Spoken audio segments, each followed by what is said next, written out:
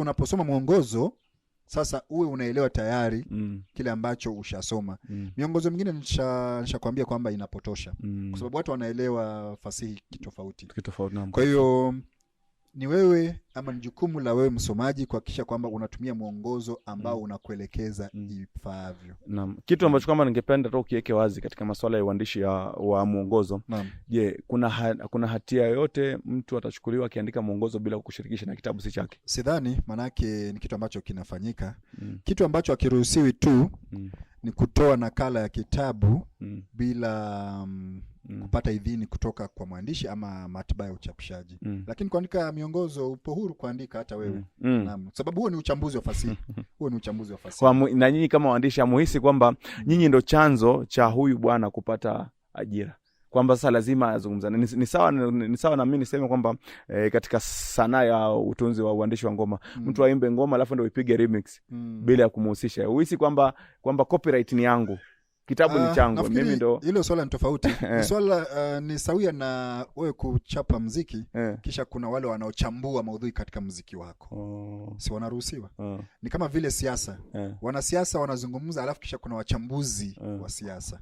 Hawahitaji idhini ya mtu yoyote kuanza kuchambua namna mtu fulani alivyozungumza. Lakini shida ya mwongozo ni kwamba bado anaingiza biashara tu. Unajua lingine ni kibinafsi. Lakini bado amepitia kwa wachapishaji, kuna pesa anauza. Nikupe mfano. Wewe umeandika kitabu, lakini unapata mwenye kuandika mwongozo anatengeza hela nyingi kuliko wewe. Haitokuuma. Masuala yanafanyika, ni kweli, nakubaliana nawe 100%. Nafikiri kunafaa kuwe na sheria pengine ambayo imewekwa wazi kwamba wote wanaoandika miongozo pengine asilimia fulani ya mrabaha wanaopata manake hilo ndio swala ambalo linafaa liwepo. Hivyo vyote vile, yani yote 9 wewe ndio uliketi chini ukasumbua akili na elimu yako na nini ukaleta hii mada. Na mimi sina ubunifu wote. Mimi nimengoja tu kwamba mada imeletwa mezani na mimi nikaanza kuichambua. Kumaanisha yani bila mada yako mimi uchambuzi wangu hautoki. Nakubaliana nawe. So vyote vile lazima nyinyi pia mpate haki yenu. Maana hatimiliki ama copyright ni yenu. Sisi ni kama kuja tu kwamba kupata sababu bana nilikuwa nimeketi sina cha kufanya. Maana kama tuseme tutoe mfano mzuri, kama usingeandika kitabu hiki cha Mapambazuko ya Machweo na mwongozo sema angekuwa ametoa mtu mwingine, kumaanisha yeye bado angekuwa anatengeza hela na wewe bado una hela moja tu ya kuandika kitabu, kuchapisha kitabu. Naam, nataka nikubaliane na kauli yako na ni sera ambayo inafaa iwepo. Wajua hata kuna hawa ambao wanaigiza hizi hadithi majukwani. Kabisa. Lakini katika kuigiza huko wao ndio wanaofaidi na mwandishi hapati chochote. Ila wanatumia idea yenu nyinyi. Kwa hiyo nafikiri unavyosema tu lazima kuna mahali afahamu keti mtengeze pengo hapo kati ya uandishi na uandaaji wa miongozo na hata maigizo ya jukwani. Naam, asante. Naam, sasa tukirudi katika masuala mazima sasa uandishi kama biashara. Naam. Hii umeandika, ndio wewe ni mwalimu, tumefurahia vitabu vyako, watoto wamevisoma, wazazi wamevinunua kwenye bookshop. Unajua wengi wanavinunua lakini hawakujua. Lakini leo nataka leo hii wakutambue ni nani, Lutomia ni nani, vitabu ambavyo wanavisoma vinatoka wapi na vyote na maarifa yote yanatoka kwenye kichwa hiki. So nataka nijue kichwa hiki katika uandishi kinafaidikaje na hatua ya kwanza paka mtu kuanza kutengeza mauzo huwa ni vipi katika uandishi? Wacha ni wape watazamaji tahadhari. Ukiandika kwa sababu unataka hela itakuwa tabu. Ushaona wasanii wengi wanaokwenda studioni wanatoa muziki kwa sababu wanataka hela. Kisha baadaye maana utatoa baadaye unasikia umepotea. Utapotea. Andika kwa sababu ya mapenzi yako na kuregesha pia mkono kwa jamii. Kwa sababu wewe una ari ya kuandika, ni kipaji chako. Masuala ya hela yatakuja baadaye. Waona? Si kwamba kila kitabu unachoandika kitakupa hela.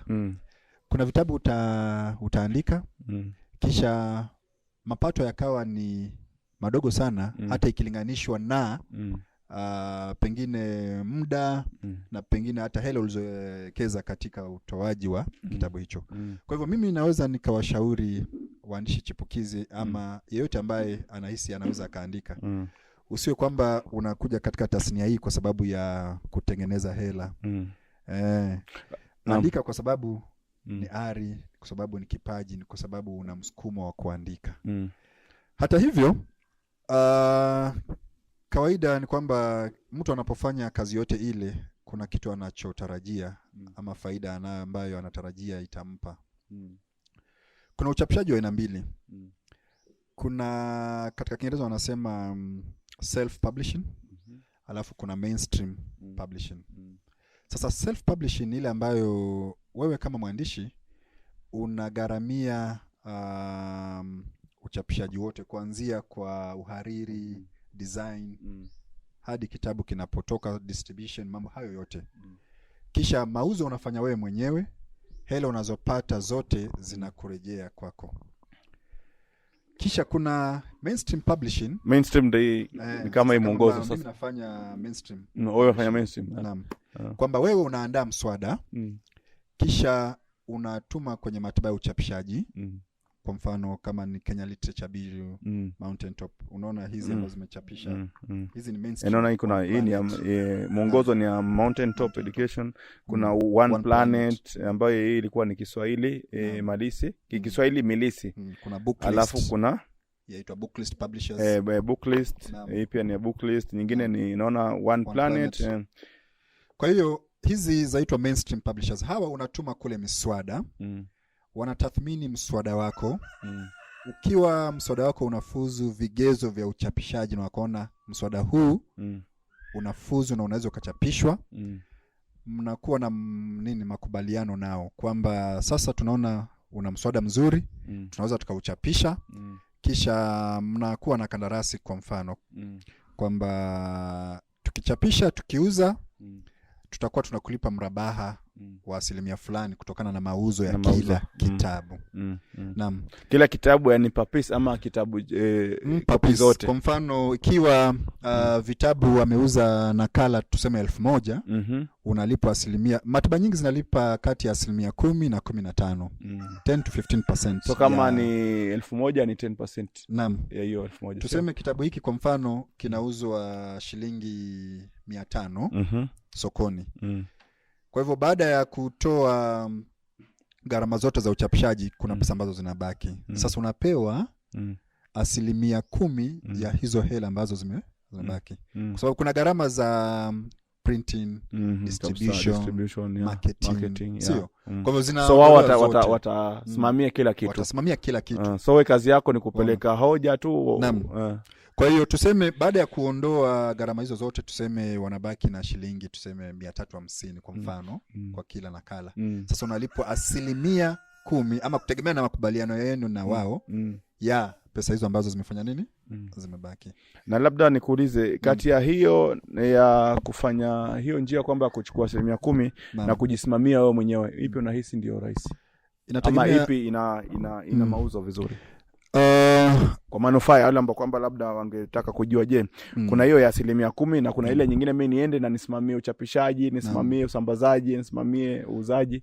Sasa inategemea pia na mwandishi. Kama una muda wote wa kufanya hivyo na pengine unajua ni wapi utapata soko wewe mwenyewe binafsi, inakuwa rahisi kwamba ujichapishie kwa sababu faida yote itakuwa ni yako. Na pia kukitokea hasara ya kutouza itakuwa imekula kwako. Waona. Sasa ndo pia lazima mwandishi aelewe.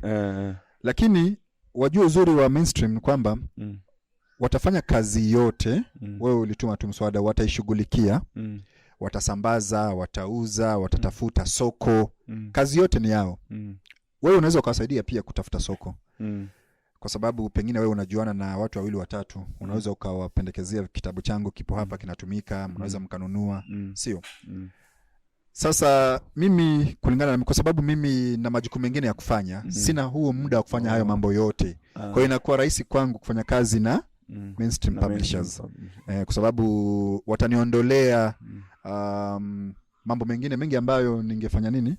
Muda wangu pia, unajua kazi yangu hii nayo inanihitaji kuwa kazini kuanzia asubuhi mpaka jioni. Kwa hivyo waone inakuwa rahisi mimi kufanya kazi na mainstream publishers. Na kuna uwezekano ukafanya mainstream lakini ukawa mwenyewe unajisambazia, unafanya kila kitu mwenyewe. Kuna uwezekano? Kuna uwezekano, lakini sasa hapo pia itakuwa ni makubaliano yako na mchapishaji. Ingawa sasa unapofanya kazi nao unawaachia nao washughulikie hayo mambo yote.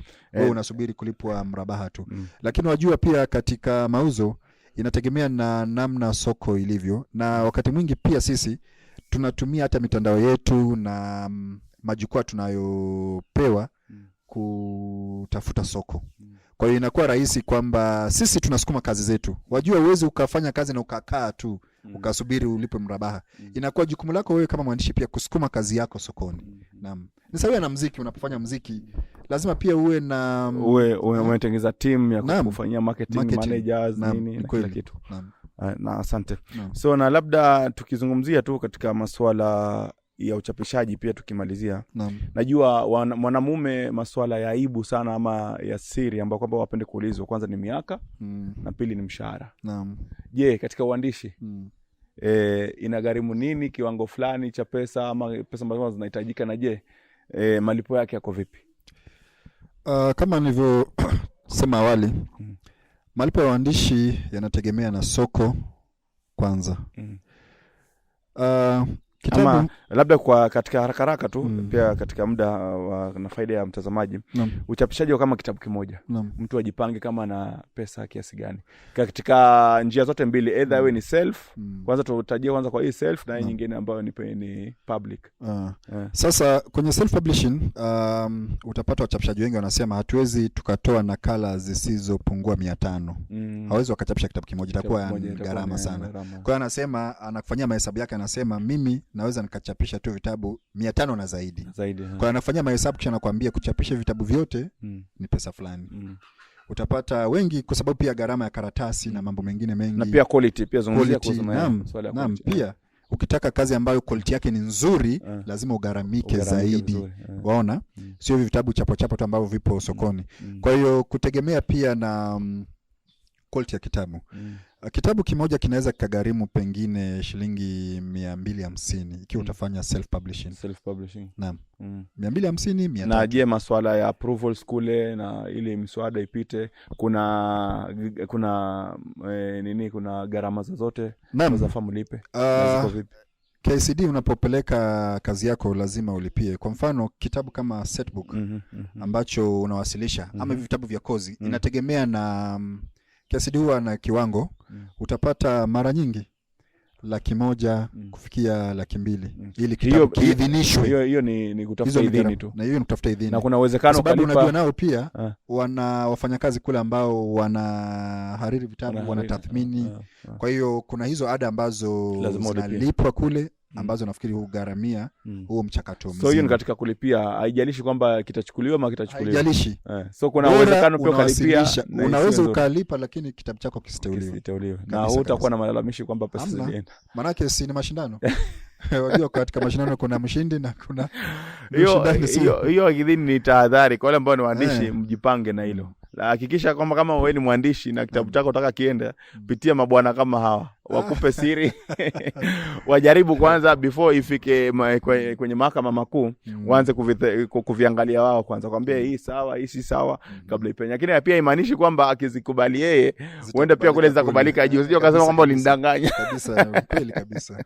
So labda tukizungumzia katika hiyo katika sera ya sekta ya mauzo, kuna hivi vitabu kama kuna kimoja tumeona wewe si ndio umekusanya, si nani ndio amekusanya, kama Paul Nganga amekusanya mashairi. Je, katika ukusanyaji wa mashairi ushasema kitabu kama ni 200 ama ni 150 ama laki na kwenda kupeleka, je katika kukusanya na mmepeleka sasa mswada kitabu kiweze kuidhinishwa, je ni nyinyi wote mtachanga ama ni mtu mmoja atajitolea au alipe wale yeye achange yeye apeleke? Sasa una tofauti, hiki kitabu kimechapishwa na Mainstream, kwa hivyo gharama zote ni za mchapishaji. Sisi hatuchangii chochote. Gharama zote ni za mchapishaji. Nasema gharama ambazo mwandishi anafaa kugharamia ni yule ambaye anafanya self publishing. Kwamba yeye anagharamia kila kitu. Lakini katika hali kama yetu hii, mchapishaji ndiye anagharamia ada zote. Kwa hivyo kama ni ada ambazo zinahitajika KICD ndiye atakayetoa. Ada za kusambaza vitabu ni yeye atatoa.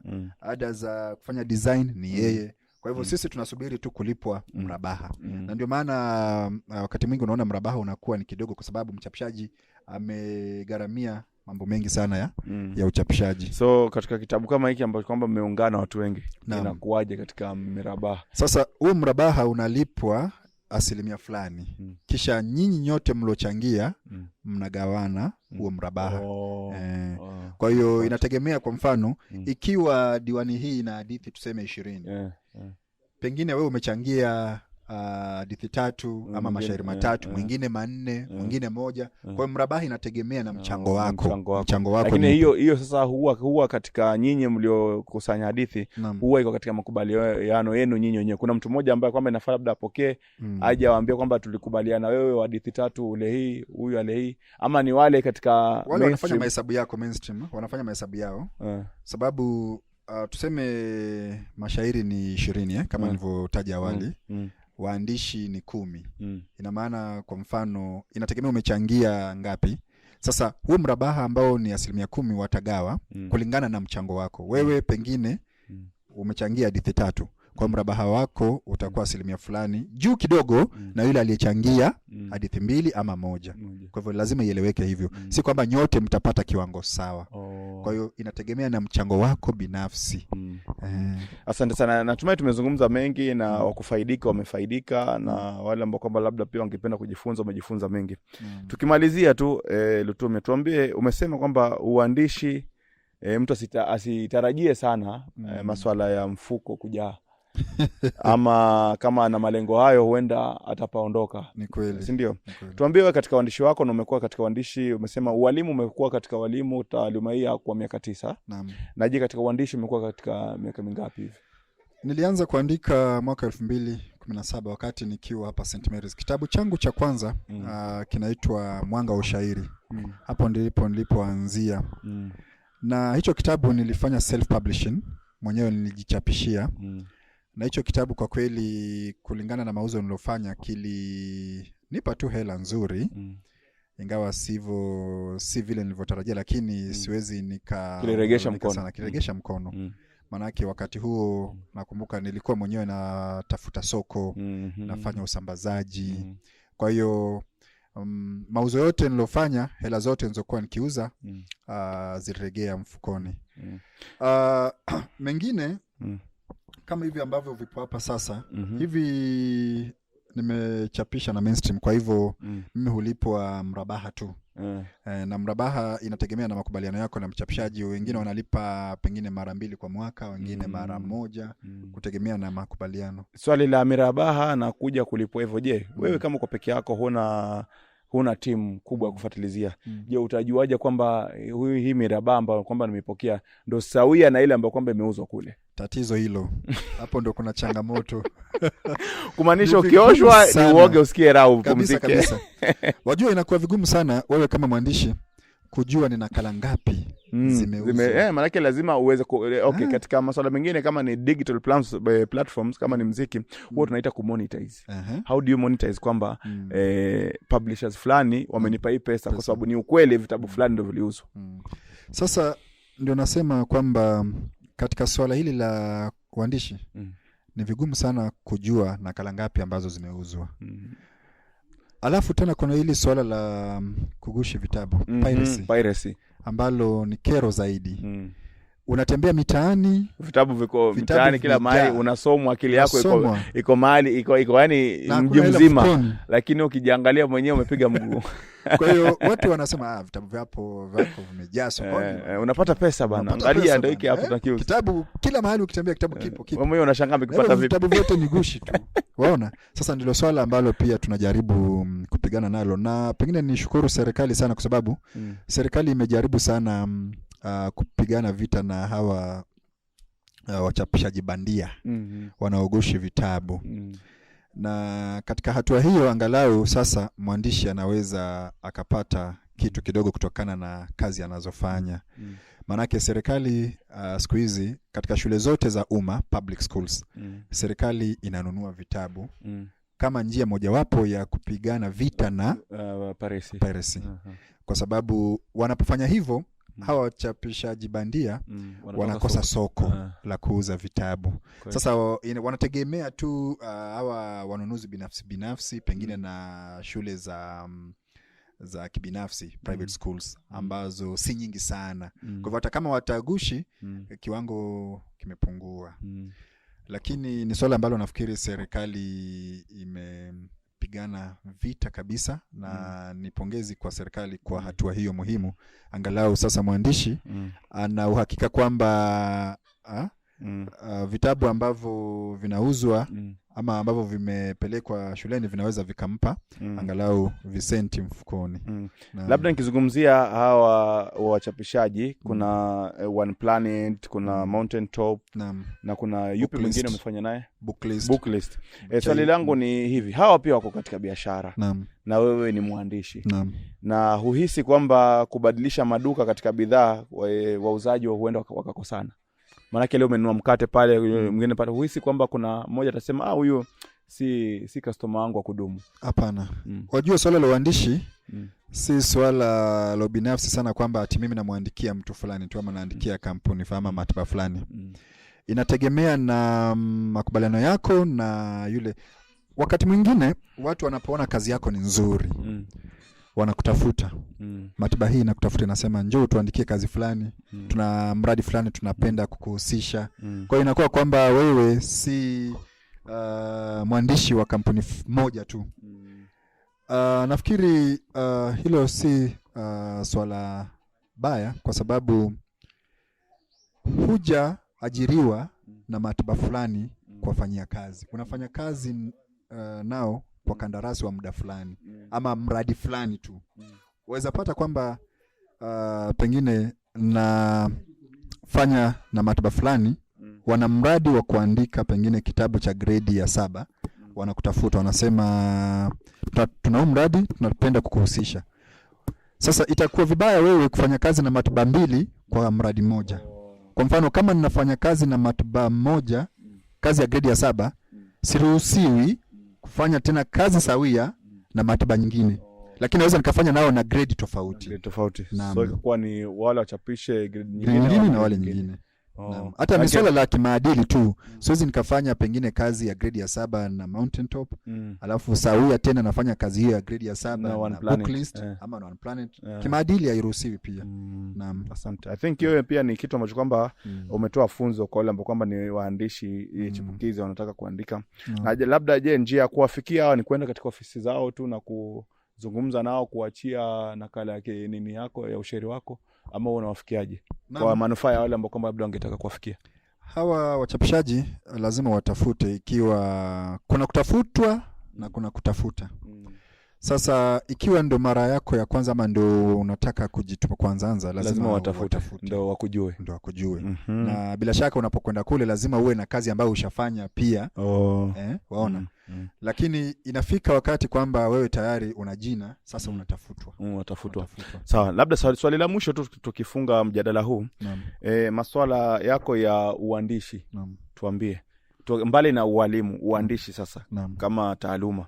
Je, niambie ni nini unajivunia ndani ya uandishi, na nini ambacho kwamba ukiketi paka leo unasema kama si uandishi singekuwa na kitu fulani? Maana yake ndio ushasema kwamba watu si tutegemee makubwa. Lakini kufikia kwa saa hizo siwezi tuambia kwamba hakuna chochote. Maana yake huwezi kuwa unasoma katika shule nzima, nchi nzima, watoto wanakutambua, wanakusoma, wengine labda hajakujua kisura. Alafu pia vile vile katika uchapishaji wako nikizungumzia tu katika macho, naona mbona umekuwa mbinafsi, utaki kujiweka? Maana wachapishaji wengine wanabandika picha zao nyuma kama passport nini.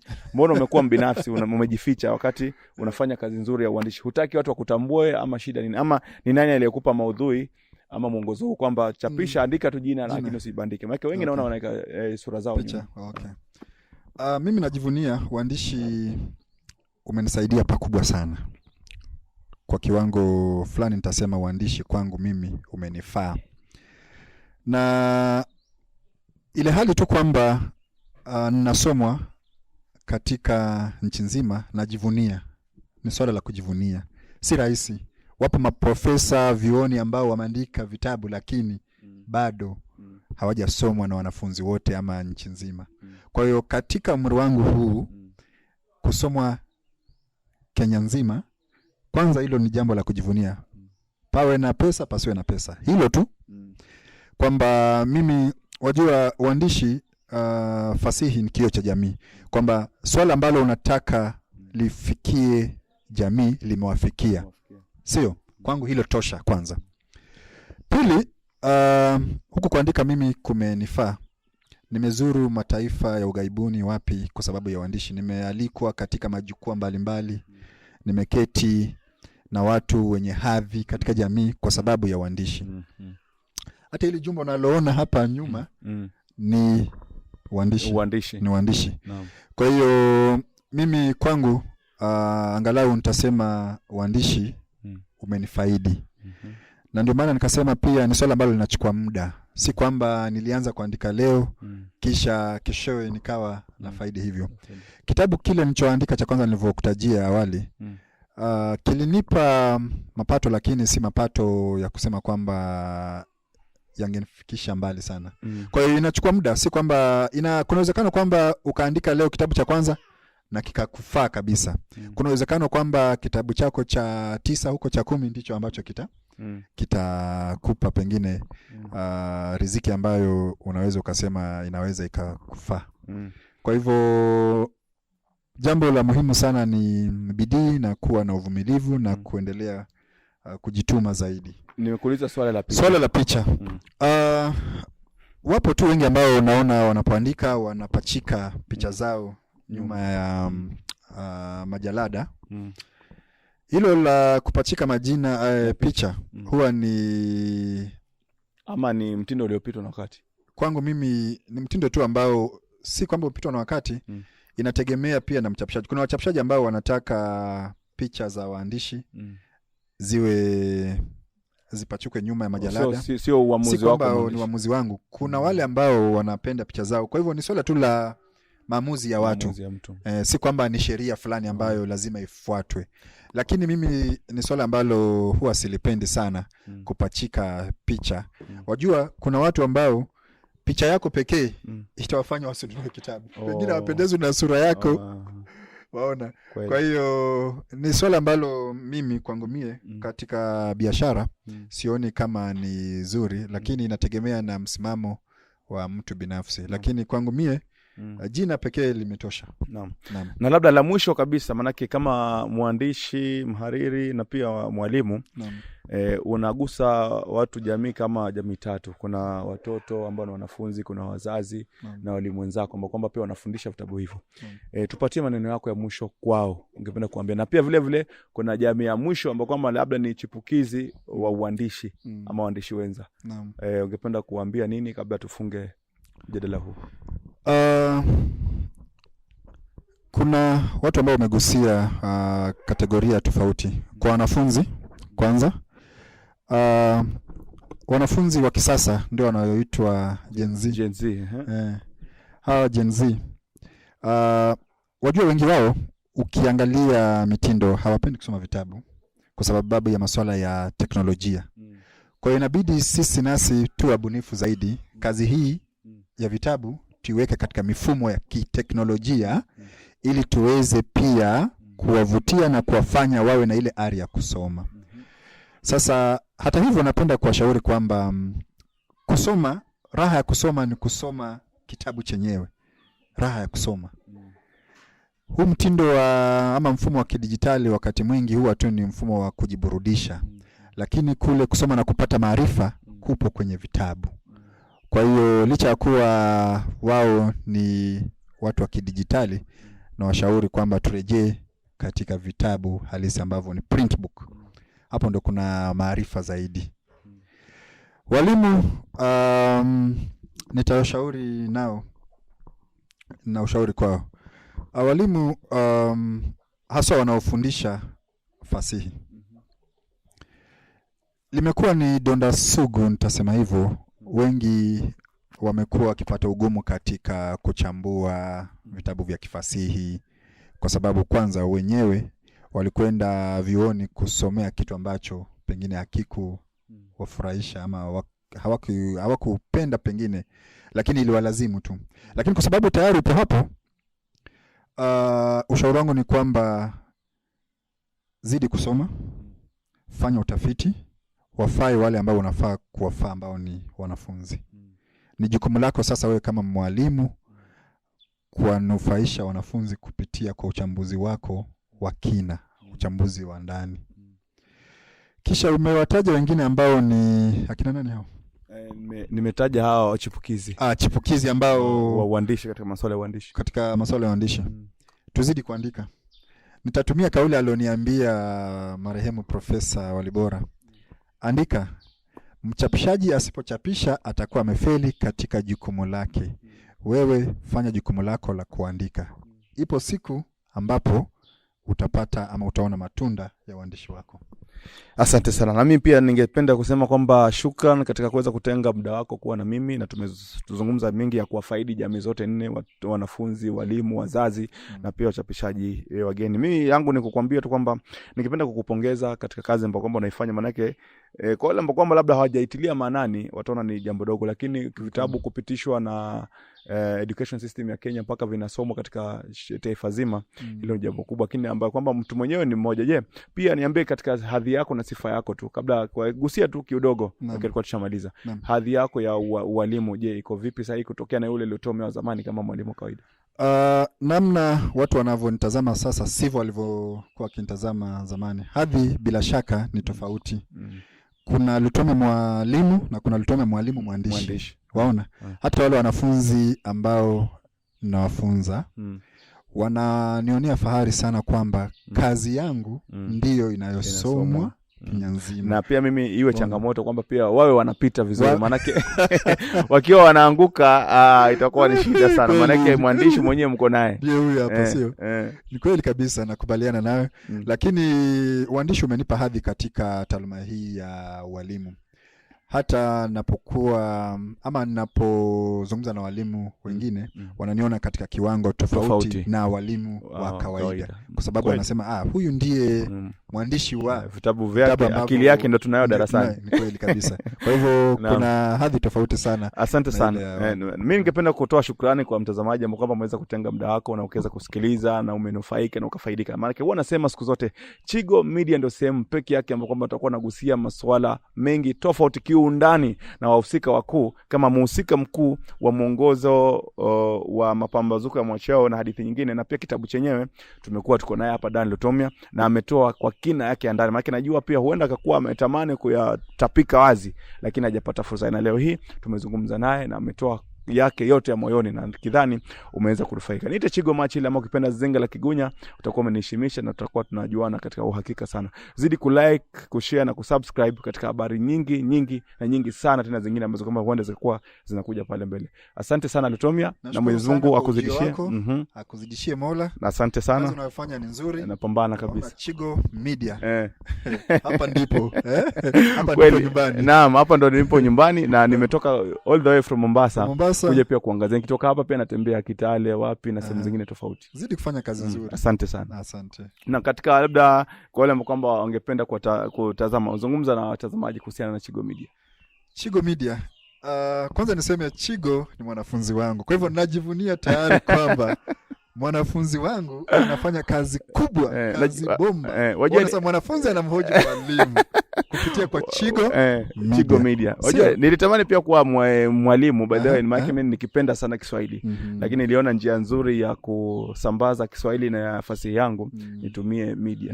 Ndio maana nikaingia katika masuala ya utangazaji, masuala ya uandishi pia vile za habari na nini. Na mara hii ndo tukaja na kitu kipya, Chigo Media, kuweza kuhabarisha watu katika masuala tofauti. Kuna njia nyingi za kujenga taifa. Sisi tunajenga taifa kupitia kwa uandishi, unajenga taifa kupitia Chigo Media ambayo inasambaza yale ambayo mnafanya. Na tunakupongeza kwa hilo. Asante sana. Mimi nashukuru, na Mwenyezi Mungu azidi kutuweka hai, tuweze kufanya kazi vizuri, tuweze kukutana pia sehemu zingine nyingi huko nje.